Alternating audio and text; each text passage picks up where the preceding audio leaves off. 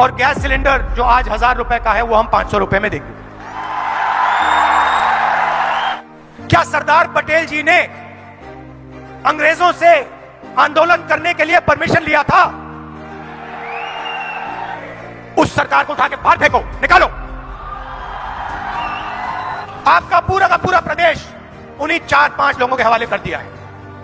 Airport हो, port हो, infrastructure हो, टेलीकॉम हो, कुछ भी हो, उन 5 के पास पूरा का पूरा उनके हवाले कर दिया। यह आपकी सच्चाई है। और अगर आप इसके खिलाफ लड़ना चाहो, आंदोलन करना चाहो, तो फिर पहले भैया परमिशन लेना, उन्हीं 3-4 उद्योगपतियों की परमिशन लेना।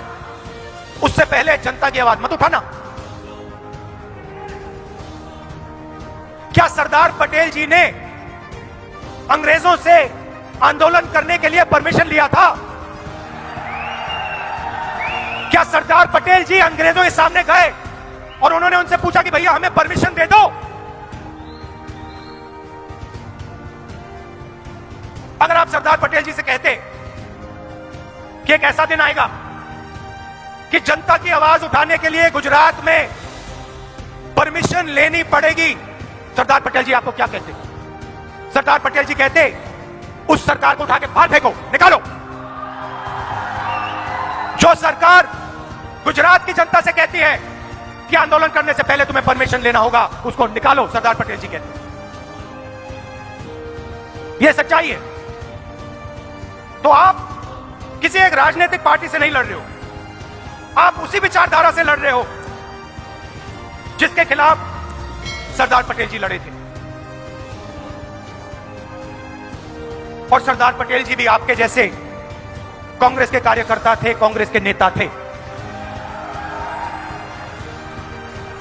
पिछले चुनाव में मीडिया के मित्रों ने कहा था कांग्रेस पार्टी तो लड़ाई में नहीं है। याद है आपको? कांग्रेस पार्टी तो लड़ाई में नहीं है। मैसेज आया था ऊपर से, कह दो कांग्रेस पार्टी लड़ाई में नहीं है। और 6 महीने में बीजेपी की हवा निकाल दी आपने। 6 महीने में आपने हवा निकाल दी। थोड़ी सी कमी रही, मगर आप बब्बर शेर जैसे लड़े, एक साथ खड़े हो गए, विचारधारा के लिए लड़े, गुजरात के किसानों के लिए लड़े, व्यापारियों के लिए, स्मॉल और मीडियम बिजनेस वालों के लिए, युवाओं के लिए। और वही इस बार होगा। देखिए, मीडिया कुछ भी कह ले और इनको कहना पड़ता है, इन बेचारों की गलती नहीं है, ऊपर से ऑर्डर आता है। कुछ भी कह दे, मैं आपको बता रहा हूं कि गुजरात की जनता आपके साथ खड़ी हुई है। गुजरात की जनता तंग है, गुजरात की जनता गुस्से में है, दुखी है। बस आपको गुजरात की जनता के साथ खड़ा होना है और आपकी सरकार गुजरात की जनता की सरकार, गुजरात की आवाज की सरकार बन जाएगी।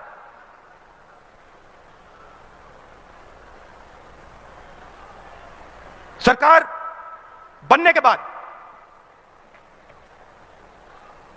गुजरात की जनता के लिए कांग्रेस पार्टी क्या करेगी? पहले मैंने कहा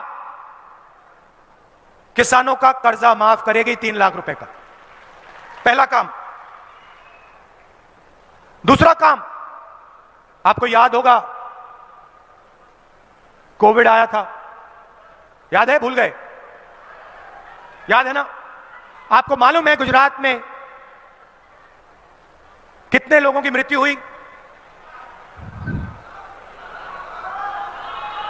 3 लाख लोग, 3 लाख लोगों की मृत्यु हुई। आपने सोशल मीडिया पे, व्हाट्सएप पे, फेसबुक पे आपने देखा होगा, अस्पताल के सामने आपने लोगों को देखा होगा। क्या बीजेपी की सरकार ने कॉम्पनसेशन दिया?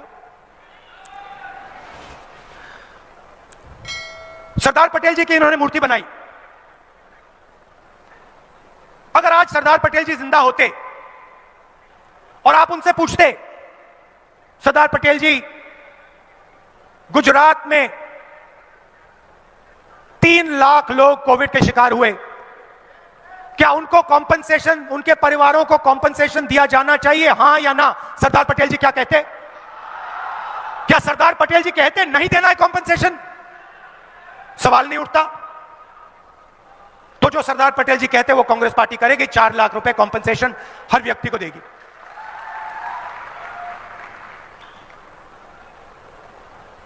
किसानों का बिजली बिल माफ करेगी और 300 यूनिट बिजली के जनरल कस्टमर्स को देगी। 3000 इंग्लिश मीडियम स्कूल और लड़कियों के लिए मुफ्त में शिक्षा कांग्रेस पार्टी देगी। हजारों स्कूलों को बीजेपी की सरकार ने बंद किया है।